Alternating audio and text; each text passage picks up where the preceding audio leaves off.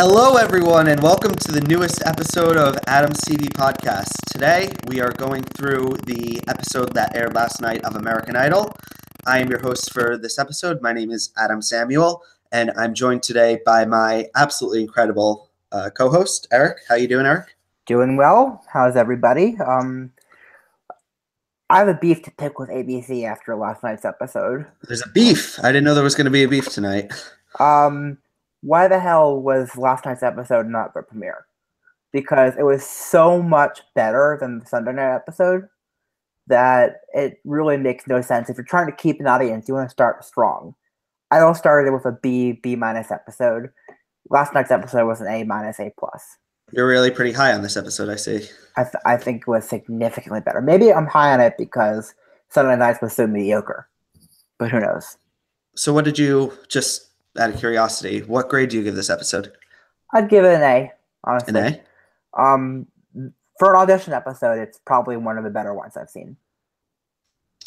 The judges all right? You like the judges? I didn't watch a ton of their critiques, but I like them overall. I mean, there was a little bit that Katie was bothering me for the first time, but from what I'm reading, everyone is really very high on Katy Perry. All the reviews that I'm hearing are very Katy Perry is driving the show, and we're seeing very little Ryan Seacrest, which I originally thought was due to the allegations and the story going around, which who knows if that's true or not. But MJ said it's the same as it was before. So yeah, I was going to say MJ has brought up, who, by the way, shout out to MJ. She's the coolest person. Yep. Yeah, she was the one who was bringing up that there's been no change. This is basically they're cutting his involvement due to he's actually just doing his other job with the East Coast, the opposite side of the country. So he's just really busy, and he doesn't always get to be on these things. But I like Ryan Seacrest. I like when he's around. I think it's a good thing. So anyway, we're just going to dive right into it. We're going to go through the contestants. We're going to walk through every audition. Then we're going to go into the spoilers. We'll let you know when that's coming. And let's just jump right into it. All right. So first off, the episode starts. We have a lot of this intro package where it's a lot of clearly actors like doing the whole walking in the hallway. And it's a little bit overproduced, but that's kind of just the charm with American Idol. Mm-hmm. And it leads us into our first auditioner of the night. It is Mara Justine, 15 years old. She does Love on the Brain. And I know this person, not personally. So do I. Can you believe it's been 4 years since she was on America's Got Talent? I cannot. My God, is she improved. Genuinely. I remember her from my AGT. I live blogged her audition, her first performance, and her second performance, again at MJ's. I didn't love her back then. I always liked her personality. I remember that much. I went back actually today and looked at all my comments on her from AGT, just so I would know what I said about her. I said that her song choices were an issue before, and she also didn't have a great control, and she kind of overdid it some things. My God, is she improved. She is really good. I think she's my favorite, not just of the second night, but the first night too. I could see myself rooting for her. It's so funny because when she was on the season, it was a long time ago. It was with Matt Franco and Emily West, and I was absolutely convinced this girl was fodder. She was like this little girl trying to be a pop star, and she's doing these big songs, and I'm like, you need a few years to like get better. And back then, yeah, she did. And now I feel she was absolutely really incredible. Like really incredible. And I totally agree. She's a standout. She's one to watch. I wrote my notes say she's a very young but a contender. She's been through this process, which I feel like even if it's America's Got Talent, that gives her a leg up compared to some of these other people. She knows what this is going to be like. Sure gave Nick Fraudiani a leg up. Well, I feel like she could do it all over again. She's someone to watch. She could go really deep. Something that really stood out to me, though, during her audition was there was no intro package. It was kind of It just kind of was. I mean, there was Ryan coming up and talking to her. yeah, but not really like much of a. For every contestant, there's been this whole like 5 minute backstory, and with Mara, we kind of didn't get that much. But I don't think she needed it. I think she should save if she has a story. I feel like she should use that as a 1-2 punch during a live show. If she can hold out on something like really that could really, because this it's a game and you got to use those You got to secret time weapons. things right. Yeah. Yeah. So I'm glad. I think I'm really happy she didn't suck. I'll put it that way. Yep. Okay. You're rooting for her. I'm gonna root for her right now. Okay. Andrew Weaver. Oh, Andrew Weaver. Yeah. The free people in the montage, the free 15-year-olds. Yeah. Sorry. I did the one montage I watched was the yes montage of the 15-year-olds. The rest of my fast forwarded through. Anyway, we finish up with Mara. She's through to Hollywood, of course, and we get our first montage of the night. And we get our 3 singers there: Griffin Turner, Andrew Weaver, and Christina Jones. And they kind of do these really quickly. And I just want to throw it over to you. What did you think about them? I could say the same thing about all 3 of them. Ordinary, nothing special. Likeable enough, good enough. None of them were bad. But they were all clearly fodder. The montage says it all. When it's with the voice, one of my biggest gripes is if you see someone in a montage, it's almost certainly the kiss of death. The thing is with American Idol, I don't always feel that way because I feel like there are exceptions. There are some exceptions. Crystal and Lee was the exception. Crystal exactly. And Lee were both montaged. So it's not a kiss of death, but honestly, the only one that I thought was, Christina was okay. She does the best thing that ever happened, I think is what the song was. Andrew Weaver is Thinking Out Loud. And I think they were these 3 aren't going to be the next montage Leader-wise or someone like that. I feel like these people are all pretty much, you pretty much know where this is going to go. Yeah, I would agree. All right. So, but anyway, they all go through 3 yeses. I'm going to say Christina has the best chance, but not that much. You want to open the next one or you want me to? Go right ahead. All right. So we move on to our third segment, and it's William Casanova. He's 26 years old. He does A Song for You, and he is a total woman's man. He works in a shoe shop, and he likes to talk about feet. That's what I got from his segment. From his introduction or from his singing? Because that's a lovely voice, actually. I like his voice a lot. Nice range, nice runs. I like the tone. I've heard a lot of people like him, but Lionel, I think, had the best comment, which was that he's smooth. He knows what he's doing. Okay. I was not as enthusiastic as you. I'm not enthusiastic. But I don't think he's gonna go. I don't think he's great. I said he's good, but I've heard a lot of people like him. I have decent, but dime a dozen singer. I've seen this. I think. Yeah, I wrote Hollywood boot, nothing special. Pretty much. Yep. Okay. Any other final thoughts? I'm good. Well, anyway, he gets 3 yeses. He is straight through. Mm-hmm. We'll see how he does. Anyway, next up we have Michelle Susat. She is 22. She is really, really perky, really pretty. She has very, very tight shorts, and she's from Venezuela. Did you like Michelle? Here's my thing. She can sing. She can sing. I could tell from that audition that she could sing. I didn't like her dancing with the judges. I didn't like the audition as a whole. I thought it was kind of annoying, actually. I don't know why the judges all said she wasn't annoying, because that's the one thing that came to my mind. But she can sing, so if she would work on toning it down a bit, I think she can go far.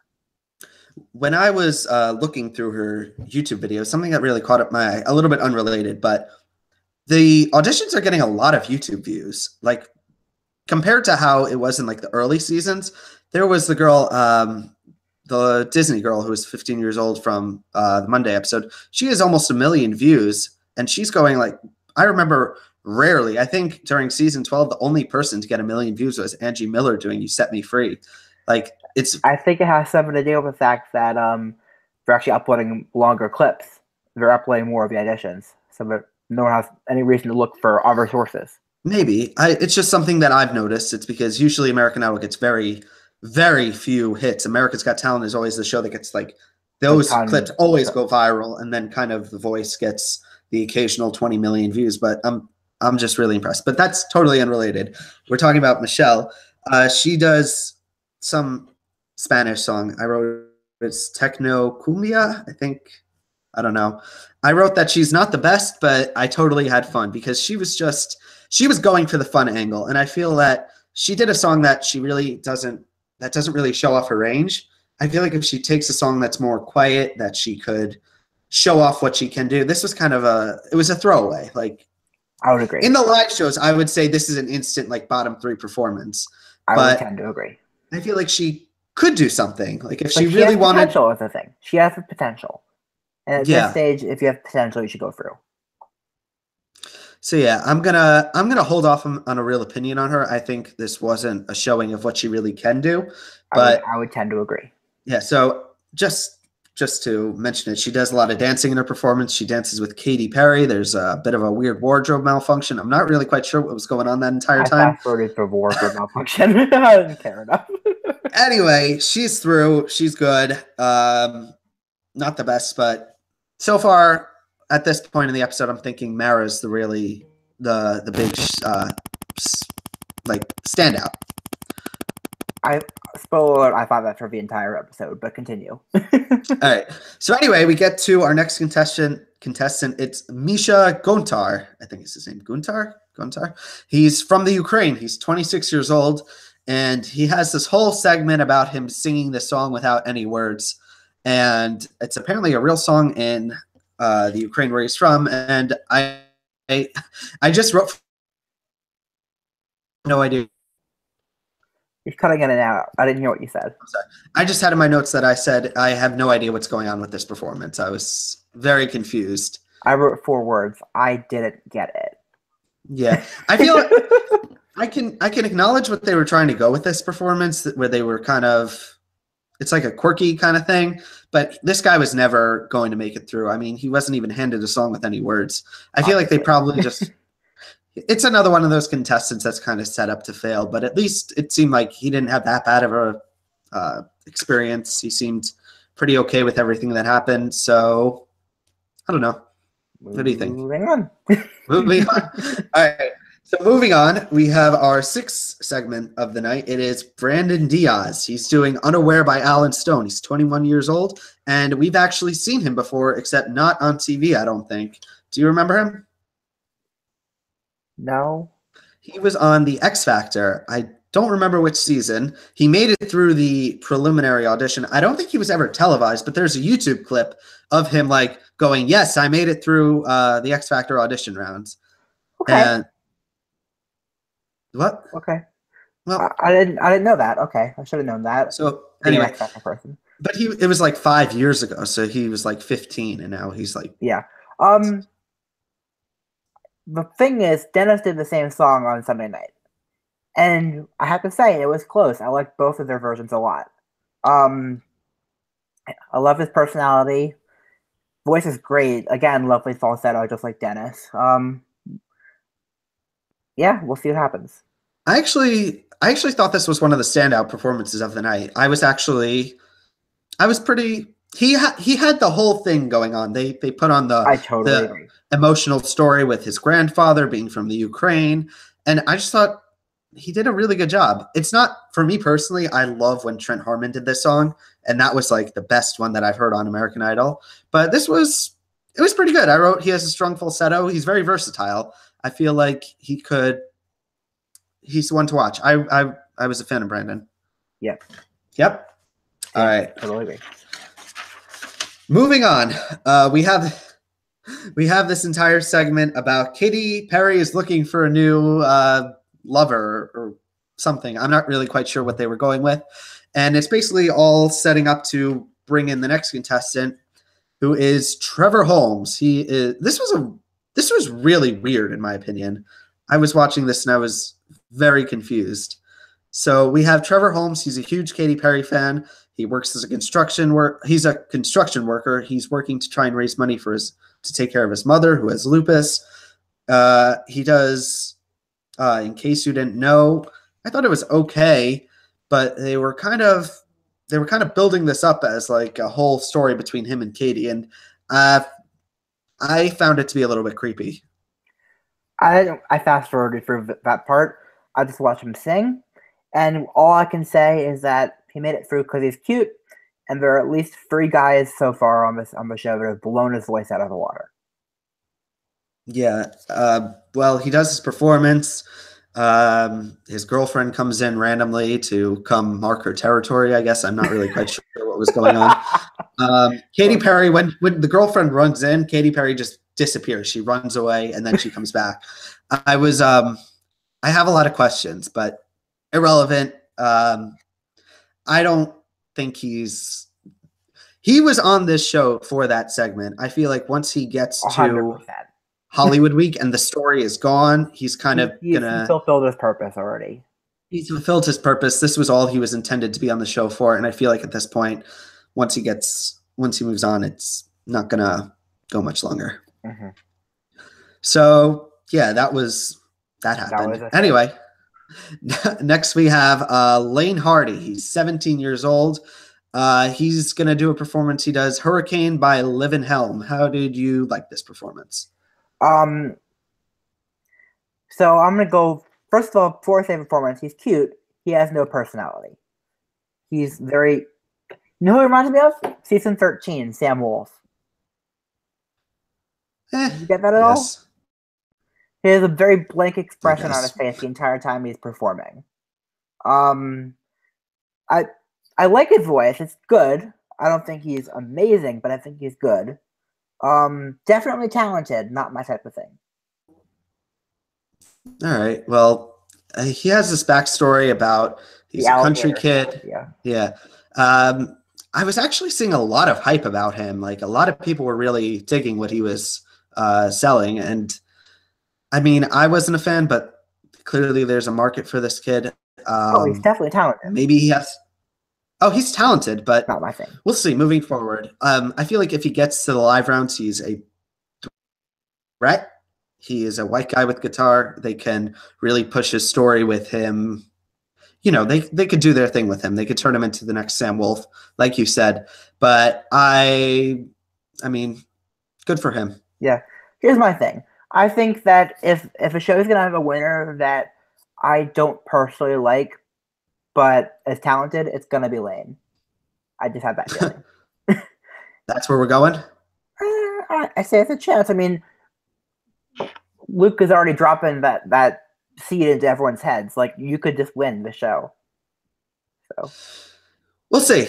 Anyway, so after Lane, we get our montage of joke contestants because that's what the show is all about. And we get I'm happy they didn't give them all full performances. I'm happy about that. Well, I'm just like I said before, I'm okay with these performances as long as the people don't leave looking like a fool. I feel like if it's a good experience for them, I don't want people to like go away crying and like yelling at the cameras. I feel bad for them. I want it to be something that's like it's the one thing that I would take from The Voice is when they cut people, they kind of do it with respect. And they give them things to work on.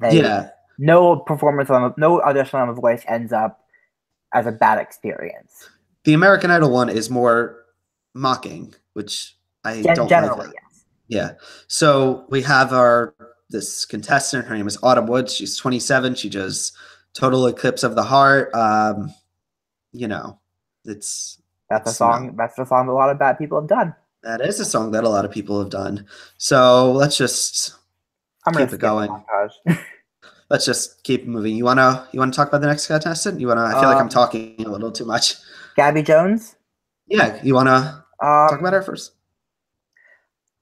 Well, I know the setup was that she has 30 days to make it in music, or else she's going back to school.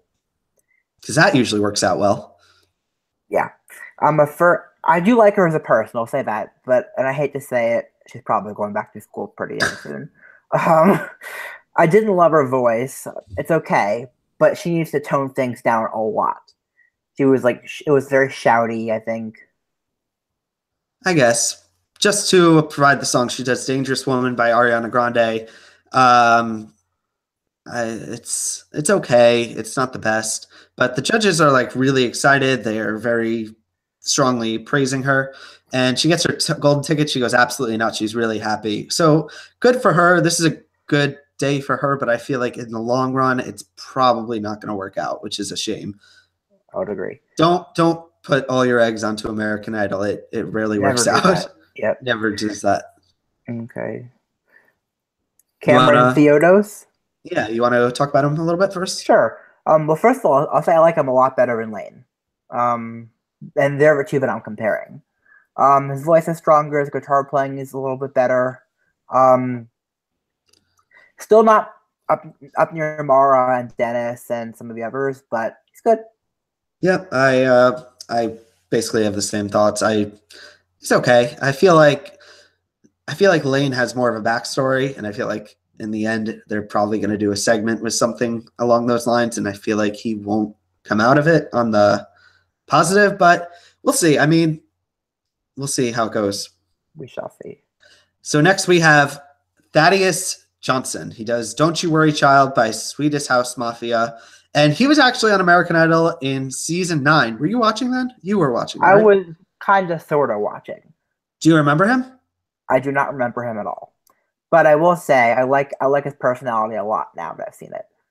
Yeah. Good for him for losing a ton of weight. Good for him as another person who's struggled with their weight. I mean, I love these kind of stories. I always root for them. Yep.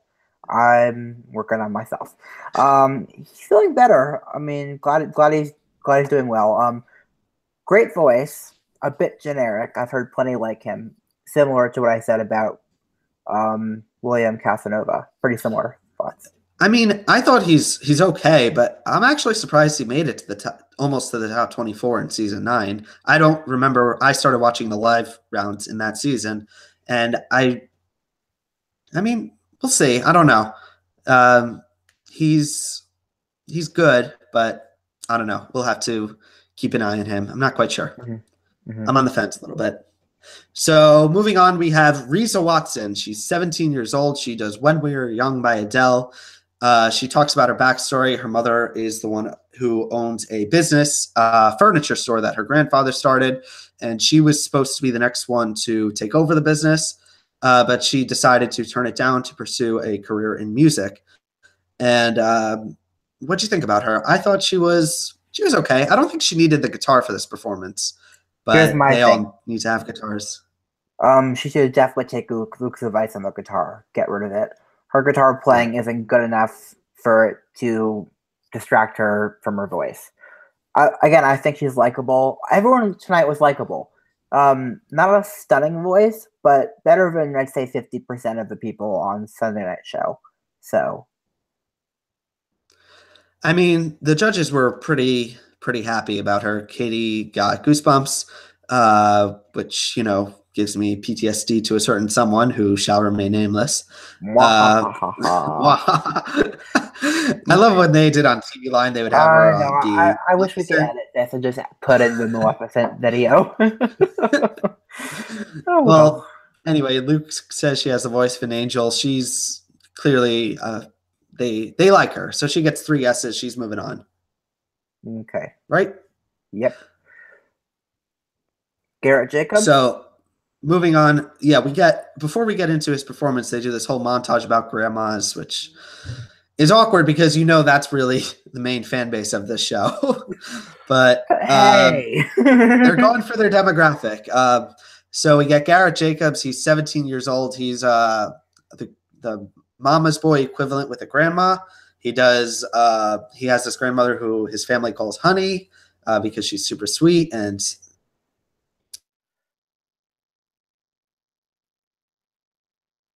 it cut out, whatever.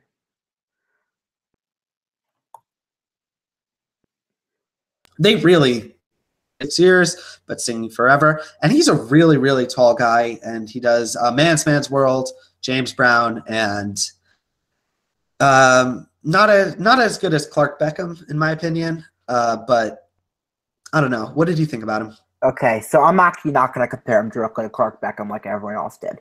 Who I'm going to compare him to is a guy who was on X Factor UK this year, whose performance of this exact song and his exact audition the exact same way. I'm going to put the video in the comments, and people are going to watch this because Kevin Davey White did a much better version of this song. Same style, same guitar playing, same everything, but it was so much stronger. I do love his grandmother. I like him. His voice just wasn't strong enough for me to slay this song because I've seen so many people like just murder this song, and he didn't do it. It was kind of lukewarm. I mean, like, this is a song that if you're gonna go do a song that everyone has done before and you're gonna get compared to it, which nothing against him during the auditions, I know they have like a list to perform off of, but if you're going to do a very overperformed song, you have to do something different, and he kind of didn't. Either do something different or do something better. If it was up to me, I would have every contestant, every song should be a new song because it's never a good thing it's never good for the contestant to have to be forced to be compared to another singer, which is something I always just kind of feel bad for. But anyway, the judges, they really like him. They give him a lot of praise, and he actually gets 3 yeses. But before he can leave, they do a FaceTime with his grandmother to share the good news. And she's, of course, screaming, very happy. And while I was watching this, the one thing that I couldn't stop thinking was somewhere there's a tape of him just waiting there like 5 minutes, awkwardly trying to call the phone, like call his grandmother. Like he's just standing there, and the judges are waiting. And he's just like, pick it up. Oh God! He probably picks the wrong person to call. He's like, oh, it didn't mean. And then they're gonna wait. They're probably just standing there, like looking at the camera. Like, hello, are you gonna pick up, Grandma? And then it's probably really awkward because what if she doesn't pick up? I mean, that probably happens in the past, and they just don't. They choose to edit it out. But somewhere there's that tape, and I just these are the things I think about during these kind of moments. Okay, that makes you. There's a little to say about that. Anyway, moving on, we have our last performer of the night, and this is classic Idol. They are going for that viral moment. They have David Francisco. He's 25 years old. He is a music man. He moved to Nashville to pursue his career, and once he moved, he got into this accident. He was hit while he was riding his bike, and he became paralyzed. But through a miracle, he was able to walk again, and he's since been able to make large improvements. And this is, like I said, this is classic. They are going for the heartstrings. This is their last performance of the night. They need something to really close it out. This is also going to be what's going to stick with people for the rest of the week until the next performances come around. And he does Isn't She Lovely with his guitar, and he brings in his fiance, which just me personally, I don't like when they're in the room because it just takes away from the actual contestant.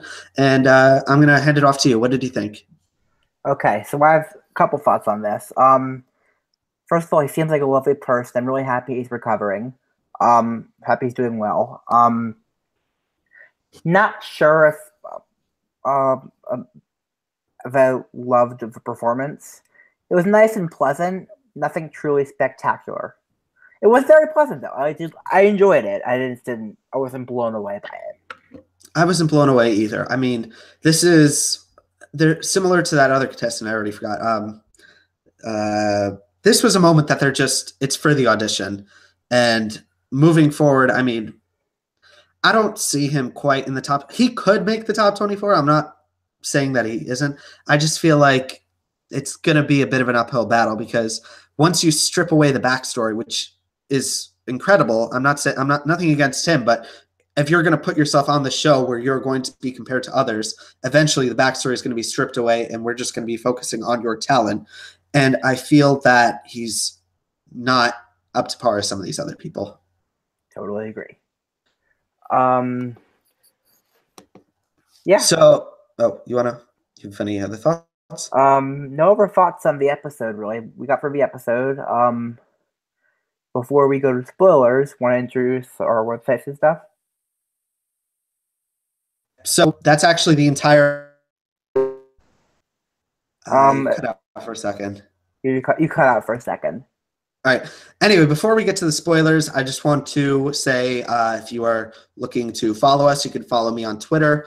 I am at Adam Soapbox. I run 2 websites. I have my personal website, which is adamsoapbox.blog, and my TV website, which is adamstvblog.wordpress.com. One of those. And I'm going to be posting a lot more American Idol news. I'm going to be doing more articles off the podcast about thoughts about the contenders going into the next couple of rounds. There's going to be a lot more information coming out on my blog. You can keep up with it by following me on Twitter. Also, this is just something personal. I have my own, on my website, my personal website, Adam Soapbox, I have a new story up. You could go check it out. I would really appreciate it. It's something I put a lot of hard work into. And I just want to pass it off to Eric. Eric, you want to share your information? At Eric_Ascher on Twitter. My YouTube page and my portfolio are accessible through my Twitter page. But I would also, personal blog and portfolio. And I would like to say that I'm also going to be putting these videos on my personal blog, but I'm also going to add my notes that I take during each episode underneath the video. So, and when I reference like an X Factor performance type thing, if you want to find an easy way to look at it, you can just I'll paste in the comments on the YouTube page and also paste it on my blog. So, yeah. Okay. So thank you everyone who joined us, who is going to be leaving now. At this point, we are going to be talking about spoilers. Consider this your spoiler warning. So air horns. We're going to dive into the top 24. So from tonight, Eric, who is our first person in the top 24? Mara Justine. Woo! This is like I said, she's one to watch. She could make a run for this. I think she is definitely a contender. I'm a fan. Right? Yep. Any other things you want to say? I'm sorry, just before I hand it off to you. She has a lot of experience with the live performance rounds with America's Got Talent. She is going to be a beast once you get down to it. Do you agree? I hope so. we need someone who can deliver amazing performances. I think she could be the one to do it. Who else made it from this episode? Michelle Susat. Yeah. You want to talk about her first, or do you? Yeah, she has potential. We'll see if she improves as the show goes on. I feel with Michelle, this performance in her auditions was not indicative of what her run is going to look like. I feel like they kind of wanted her to do something. I feel like she was kind of nudged in this direction by the producers. I hope so. Once she kind of gets into the swing of things, I feel like she's going to start playing the game, and she could, like with some slow performances, she could be one to watch. I don't think she'll win. She's not, in my opinion, a potential winner, but she could go far. She could go far. The next person to make it is Brandon Diaz, who I'm happy for. He was pretty talented. It's good to have some returning people from other shows make it further. I'm rooting for him. I think he's a good dude. He could probably make a run, but not quite sure. What do you think? I think we're going into the top 14 now as well. Oh, is that everything? That's everyone? I think that's everyone. No, right? I'm saying, Oh, well, I guess we're going to go there. So he does make it to the top 24, but he was actually cut before, so he did not make it to the top 14. But Mara and Michelle did. They're another 2 spots in the top 14. Yep. William Hardy is in the top 14 and top 24. Yeah, that's not a surprise. Not surprised? I'm not actually. I mean, he makes sense for making it. Again, my worry is that he's going to go really far and possibly win. But we'll see. All right. Who else made it? Well, for top 14, they're the only ones who did. Oh, Garrett. Didn't Garrett make top 14? Garrett did make it to the top. Garrett Jacobs, right? Yeah, make top 14. He did make it to the top 24 and top 14. And is that's everyone? I think that's everyone for top 14. Top 24, there are probably a couple others, aren't there? Just looking. I think that's everyone. That's everyone. So yeah, those are basically all the spoilers. Before we sign off for the day, I just want to ask top 3 performers of the night. Who were they? Top 3? Yeah. Well, Mara's by far and away number one. I'd say number two. Unfortunately, I have to say number two was Brendan Diaz, and he got cut. Yeah, I would say him too. And I would say number three is tough, actually. I'd probably give it to Thaddeus. Honestly, I don't know. You know, I felt like this was a really strong performance, but now looking back, like there's only a couple that are really that good. The rest were kind of foddery, but I say there's a good chance our winner will come from this episode. Really? Because I think that Mara, Garrett, and Lane all have a very good shot at winning.